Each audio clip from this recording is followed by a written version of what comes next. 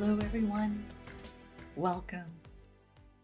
I'm Jenn Baljko, and this is the Fierce Awakened Woman, a gathering of the brave and gentle-hearted who are following our impulses for freedom, returning to the global village to share our unique gifts, and inventing and illuminating new paths forward for ourselves and for those around us. Let's continue to celebrate our dynamic feminine grace and activate and liberate our grounded, courageous masculine so that we can all be fierce, fun, and fantastic. Allow yourself to drop into this session with an open heart and an open mind. Feel into your sense of awareness. Tap into your inner wisdom. And get ready to leap into your enlightened, embodied, and expressive self as we connect and learn from others who have sparked their own joy journey. As you settle in and become present to what's here today, please join me in welcoming Mai Ling Chan. Let me tell you a little bit about Mai Ling. First, Mai Ling is a dear friend of mine for many years, and I'm so honored to share space with her today. Mai Ling has a Master's of Science with a Certificate of Clinical Competence in Speech-Language Pathology. She is an Arizona-based speech-language pathologist with 15 years of experience in medical and school-based settings. Her expertise includes geriatric rehabilitation, autism spectrum disorder, and augmentative and alternative communication devices. Mai Ling is an entrepreneur and co-founder of Xceptional ED, an online education platform to support professionals, leaders, and caregivers in the disability space. Xceptional ED has served 30,000 students in topics related to autism, speech therapy, augmentative and alternative communication, and school-based language. Mai Ling co-hosts the weekly podcast, Xceptional Leaders, where she shares personal stories and powerful insights from accomplished leaders who are committed to supporting the disability community. Recently, Mai Ling united 13 podcast guests to co-author the anthology Becoming an Exceptional Leader. The book achieved Kindle bestseller status in 8 major categories when it launched in September 2020. Now she is working on a second book in this series, and the book will focus on augmentative and alternative communication leaders. Mai Ling has also served on the executive board of the Asian Corporate and Entrepreneurial Leaders Phoenix chapter and served for 3 years on the executive board of the Phoenix chapter of the International Elevate Women's Network. She is the founder and administrator of the Facebook group AZSL Peeps, Arizona SL Peeps, and in this capacity, she coordinates in-person events and supports active conversations within the community of 800 Arizona-based speech-language pathologists and speech-language pathology assistants. And there's more. Mai Ling's love of technology continues to unfold as the Director of Growth and Achievement at Cognition. Cognition is creating AI-powered products that enhance the human experience. And on a personal note, I met Mai a long time ago. And then, like now, she continues to inspire me with her vision and her determination, her grace, and her leadership. She also embraces innovation and technology in a way that is bringing about great change in the world. Her light has touched so many people in so many ways. And Mai Ling has quite literally helped so many discover and use their voice in a fierce and powerful way. And that's something I deeply cherish in my own life and something I have tried to do in my own work, giving voice to people. Hello, May, and welcome to today's session. I know we have a lot to leap into, so let's get started. Just, just from the beginning, tell me a little bit about how you got into this space of speech language pathology and the really fun things you're working on. I love to share this. You and I met in college, and when I started out, I thought I was going to be a business major. This is what I do, and I was having a lot of fun in college, a little too much fun. Joined a sorority, and I was getting A's and B's. I applied to the business school, and I got waitlisted, and I was like, "What? Like, you know?" And so I needed to raise my GPA up just a little bit. So I took one summer class, and I thought with that class, it was Latin bases. With that one class, I'd ace an A and be able to be, over that hump, and I'd be great. I got a B plus. I mean, just talk about like just shy. And my world fell apart because up until then, I was, the perfect student. Straight A's. What is it? President of the class, captain of the cheerleading. Everything was just like perfect, perfect. And here I was going, I'm not going to do business school. And I didn't really even understand what that meant. I wasn't specifically going into management or marketing, but I just needed to get into the business school. So I had to decide what I was going to do, and I chose communications, which to me seemed interesting. But once I started taking the courses like public speaking, and obviously, there is marketing and communication, I absolutely loved it. And so from there, graduated, ended up working for Hyatt Hotels, and really loved that area. But I had the blessing of being able to stay home with my children. And that was something that we hadn't talked about because we were of the age of women who didn't take their husband's last name. We thought about kids, but we hadn't planned them like the minute that we graduated from high school. So it was kind of like this gray area. So having the blessing of being able to financially stay home was kind of like a blessing and a curse at the same time. So next thing you know, I'm home with this colicky kid, and I'm thinking, what am I doing, right? And it was either embrace it or go into this deep depression of, oh my gosh, where's my briefcase? I'm not running out the door in my heels. And so there was definitely a transition there, and I definitely embraced it. Became like mom of the year. I had moms groups and all of that in true May fashion, right? But I also always kept a handle on technology in the way that I knew it. Like back then is when the beeper first came out, and that was a big thing. So my family had a beeper, right? And then if you did what is it 07734, it said hello, and that was where we first started texting. Remember that? Yes. Um, yeah, yeah. And so, I realized I liked technology. And then the home computer came out. So we got that. And then eBay came out.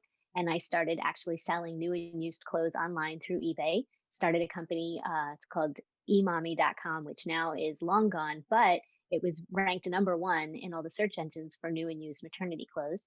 That was really exciting. Yeah. And then it was a time where we were like, okay, what are you going to do with your life? And my friends had gone back and they'd got their MBAs and, done all of that. And I was like, I'm never going to go back until someone said, my aunt actually, she said, Meme, you should look into speech therapy. And I was like, what's that? And so I started looking into it, and I needed a communications bachelor. So, everything does take you along the path of life. When you look back, it all kind of makes sense, right? So I ended up going back to school, and I tell you, Jen, it was love at first class. It's a great way to put it.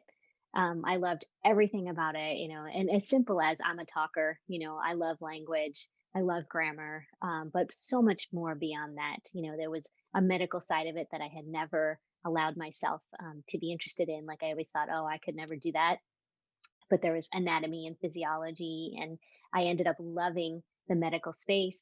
So I've actually worked in ICU with people who have trach and ventilator support.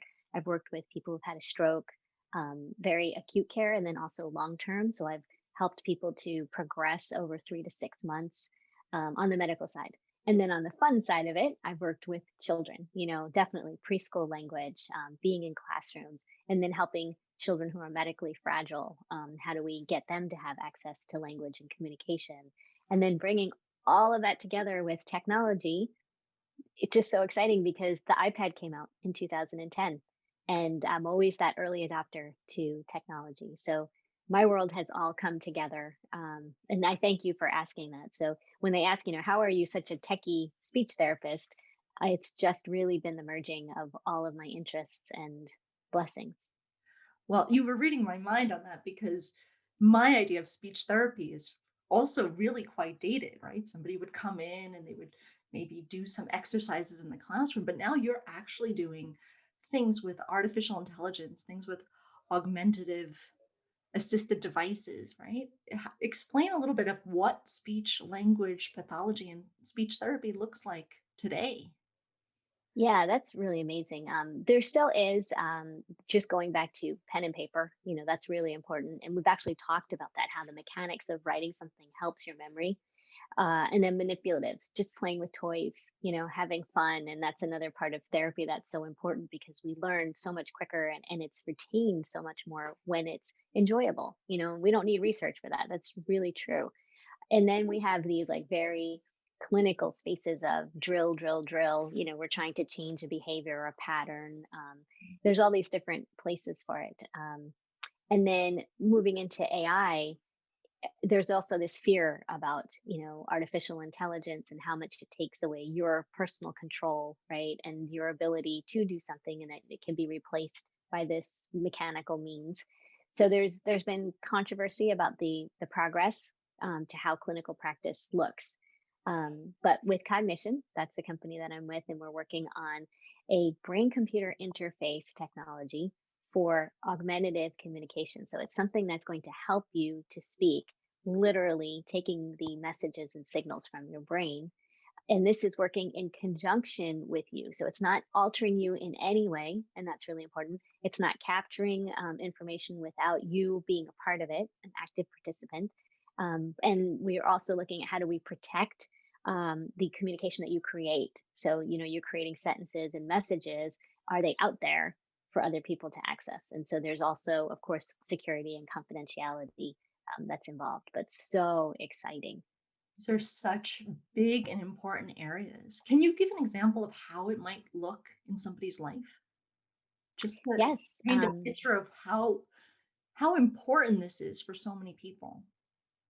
Yeah. So there's a smaller and smaller use case scenario where it would be perfect. And then when you think about a long term effect, this may be something that we all end up using. And so I'll take texting as an example. So I'll pick up my phone here.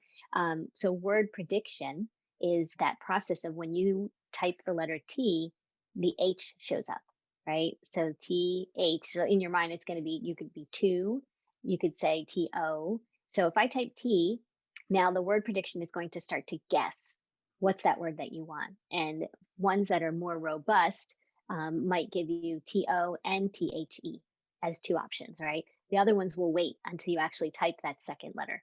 So TH, now I have the, thought, through, right? Thursday, all of these words, and it's infinite, right? So now the other piece is context. So can your word prediction actually figure out what you've been trying to talk about and then predict what they think the word is? So if I'm like, "Hey, let's meet," and then I do a T, will it give me tomorrow and Thursday? Like all of these time related things, right? And so that's the space that we are in, and that's how it could really affect everyone. But what we're working on right now is for people who have difficulty communicating. So they might be able to use their hands to use a word prediction. And so now we're asking them to come into a specific, it's called an AAC communication software, an augmentative and alternative communication software that will specifically help them to find the word and then it digitally will speak the word. And then the next space is instead of having to hold something in your hand, if you can't use your hands, to access, what's the next option? And so the next option has been your eyes. So that's already out there where, there's software that connects to your eyes and you can select and control a mouse.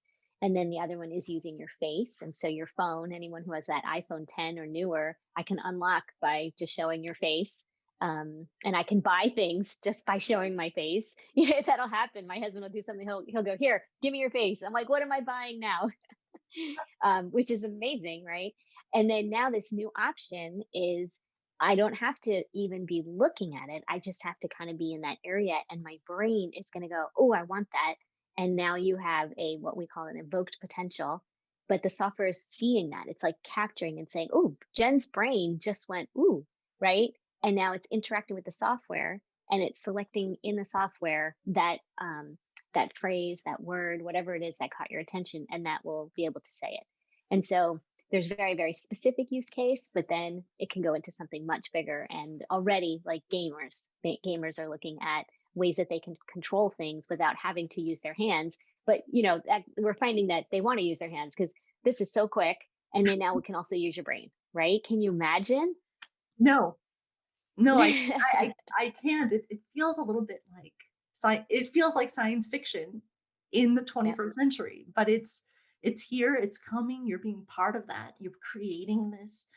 And for me, what I love and part of why I've always attached myself to the journalism side and to the work that I'm going to be doing now in the mentoring space is to help people find their voice, to help people find and discover a way of speaking or a way of expressing themselves.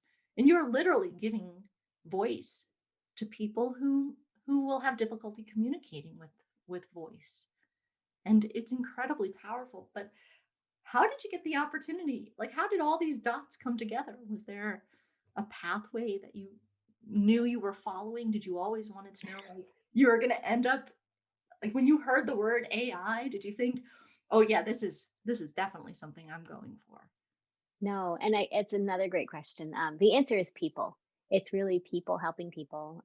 We use this very cold word of networking, but that's not it. It's really taking the time to connect with somebody and helping them if you can, with any of your skills or your connections. I think that's the best way to lead in a new relationship.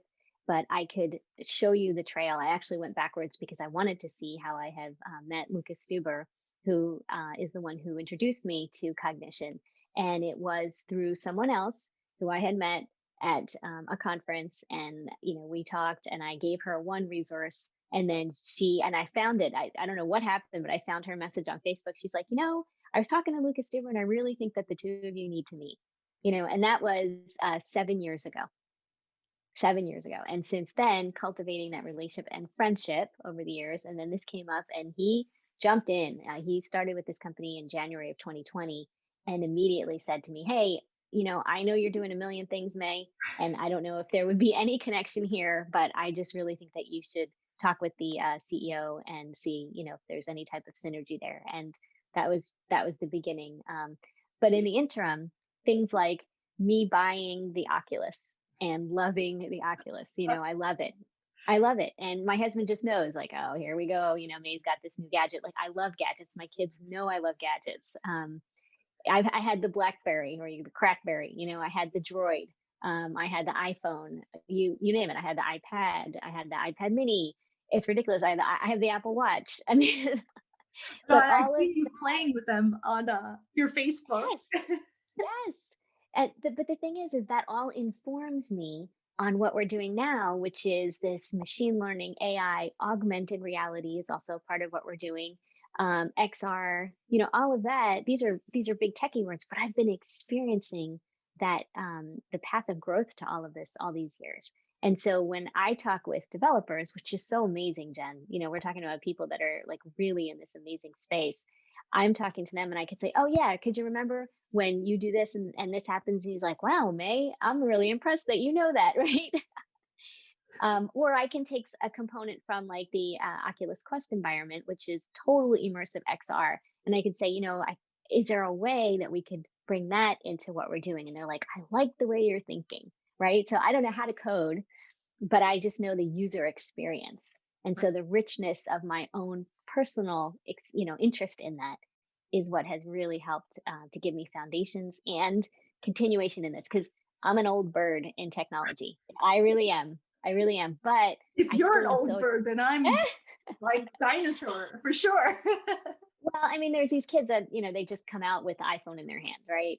Um, so I'm a little older into it, and there's so much going on that I am missing because I'm not a cutting edge gamer. That really is one user experience that I do not have. Nintendo is like the most that I do, but I can go back to dot matrix and I understand that, and even like coding stuff. Like I coded a little bit of our eBay website, so I can decode HTML, but I can't start from scratch. It's like all these little things about May that add up to now you have the clinical side of speech language pathology. And so we're looking at creating this software, and I get to talk about the language component and the predictive component and use cases and how can we reduce the time it takes for someone to say something, because people are like, oh, all you do is click here and then click here and then click here to make a sentence. I'm like, that's 3 clicks.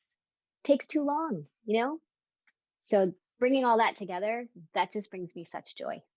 Well, and it is fascinating because you have such depth of experience that you are now stepping into this dualness, I guess, or this duality, right? You have the experience in the field where you know what people need.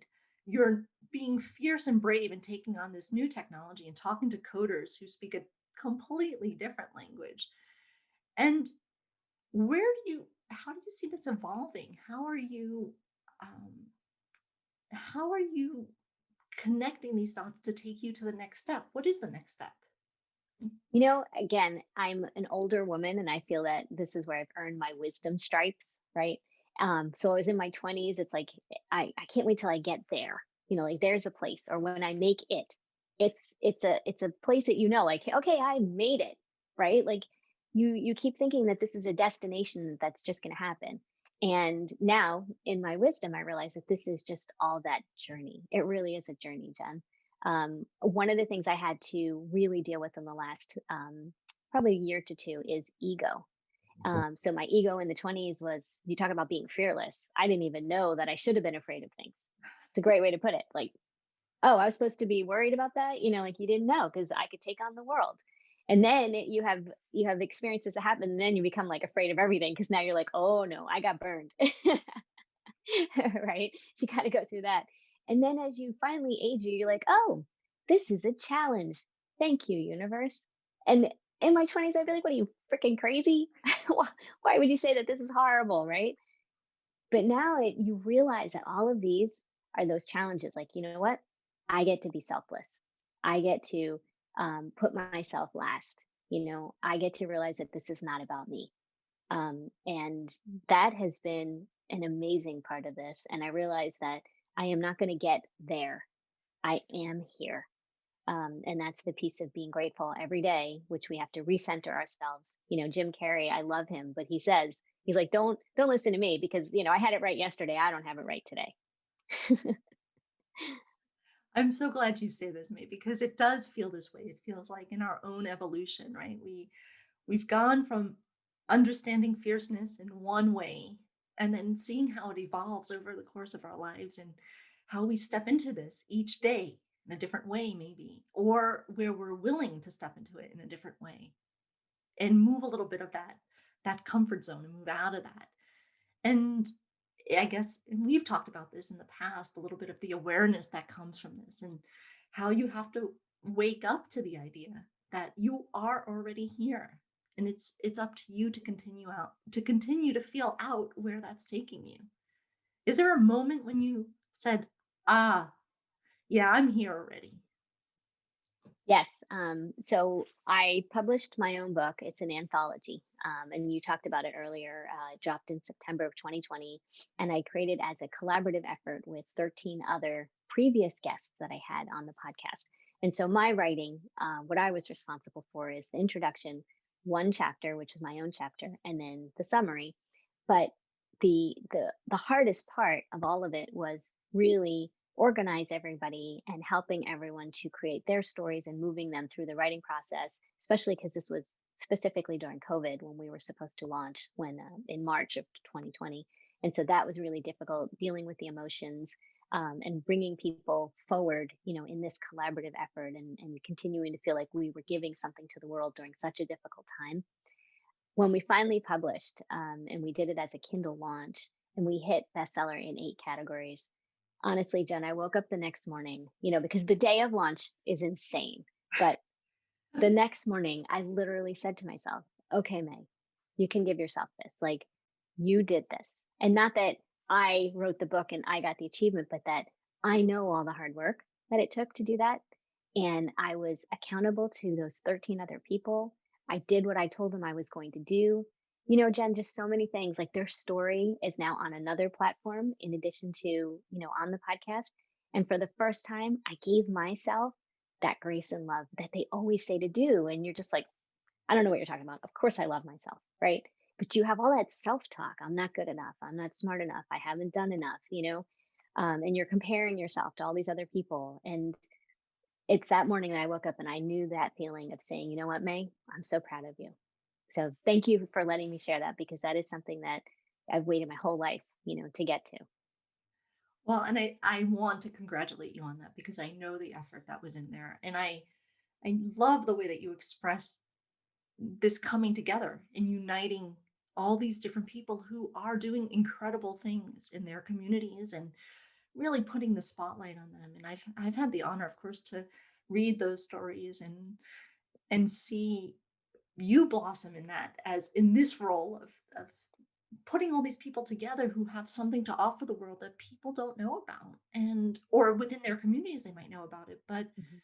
your focus and your grace in bringing this to life is really something I think many of us need to remember, right? It's not always about the ego and the reward of money attached to it. It's about helping other people shine, right? And Yes, and I bringing do want to say this too. I have to thank you because you are a part of the whole editing process. You're my first line of editors, and you're helping me with the next book. But this comes back to relationships. You've said that we've known each other a long time, but you haven't actually put a number to that. no, I didn't want to. I'll let you decide if we put a number to that or not. But what I want, people watching to know is that it's difficult to have friendships that last a long time, and I'm talking a lifetime. And that's the beauty of you. And so I want to thank you for everything that you've done throughout my life.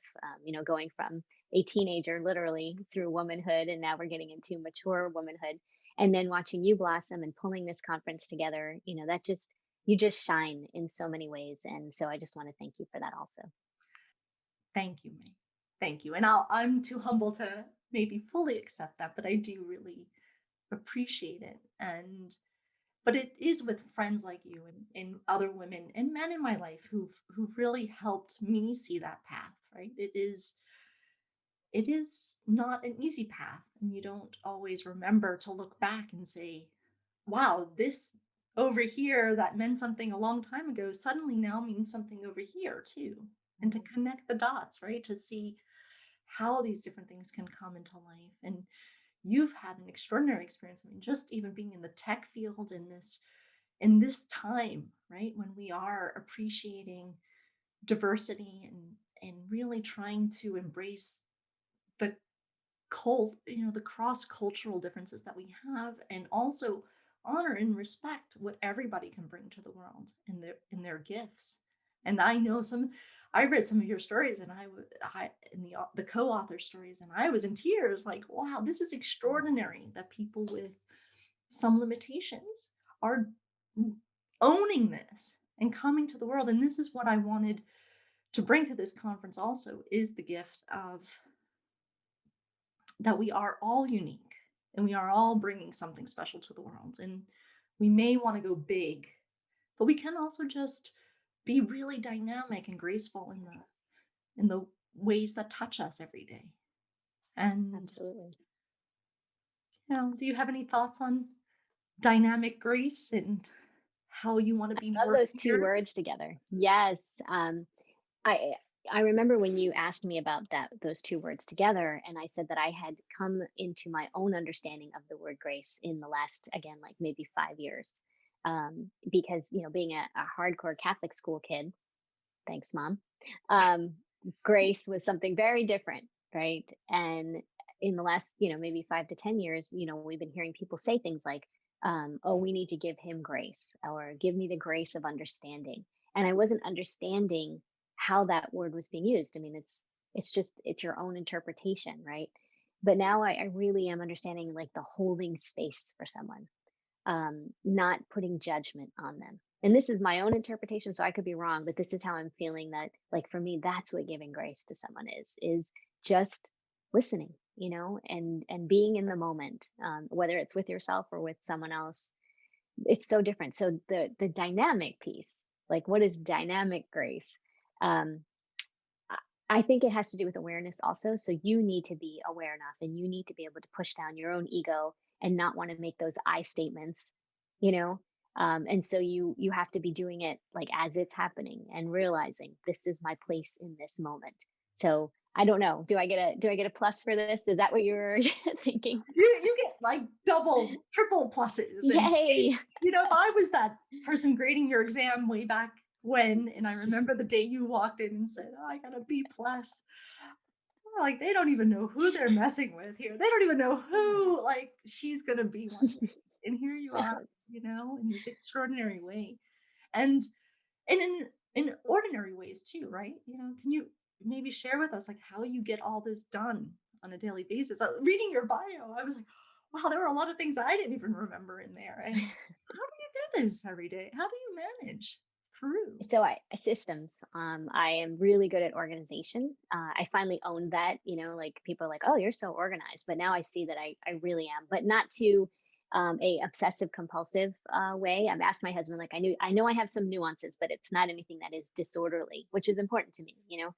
But I love systems. I use software systems that are online, and then they're also on my phone. The thing is, you have to use it. So I had to get myself comfortable with, okay, I have a thought.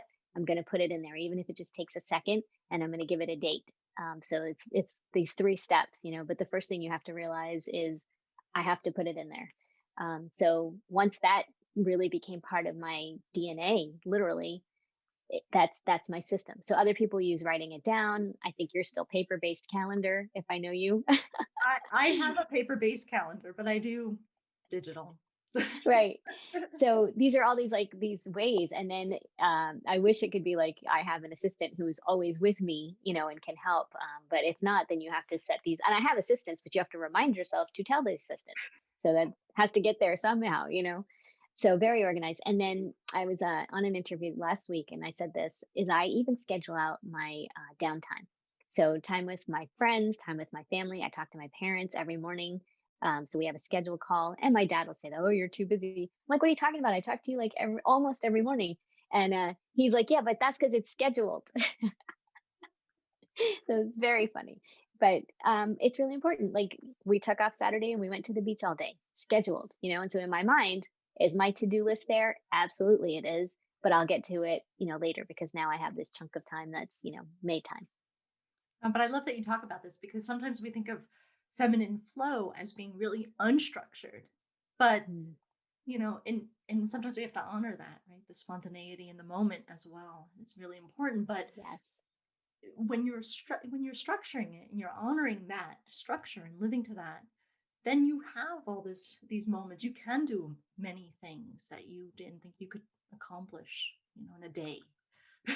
And knowing you, Yes. your day starts probably very early and probably goes very late. But Actually, I'm like at 10 o'clock, 10:30. I'm done, good, but I get up early. awesome. So, anything else you got coming up? I know you have the next book coming up, and I had to really slim down my projects because if you get spread too thin, then you don't do anything well. And again, having these systems shows you all the things you have going on. So you have this file and this file, and it's like, okay, that's too much. And because of restrictions that we're having, I can't do the social things that I want to do, which I did a lot of, like these in-person events. I actually love that. I get a lot of energy from being there, talking with people, just exchanging stories. And so not being able to do that has freed me up, to do other things. But that just means I'm gung ho into this where I could have just been having a nice drink and, and appetizers with friends. So someday when that opens back up, I'll be able to be more involved in the communities that I like to be. yeah, one day, hopefully, Mhm. I know. hopefully soon. Let's let's hope that. And it's on Zoom, so I only see half their body. Right. And there's nothing like going to an event and actually really connecting with people. So, and I know you for many years, knowing that for both of us, like that very personal feeling is missing right now. But that's okay. Look, we have Zoom, and look, we could do Yep, things like this and help others be inspired going forward. So, exactly. I want to thank you today, May, for showing up as always in my life and here, being part of this event and being the fierce awakened woman you are, and the just the grace and determination you bring to the world. It's really touching many lives, and I'm so proud of you. I'm really honored to be your friend, and I'm glad you're here Mm. today. And Thank you, Jen. Thank you for your loving, warm heart and your awareness that we need all of this. And so putting this entire conference together and bringing everyone together is just essential. So I thank you. thank you. And I'll just mention also, May is being incredibly generous and offering a PDF of her book. You'll see that link and all the information on the website next to her bio. So thanks, May. I'm so glad to share that with the world, and I'm glad you're able to share that. So Thank you.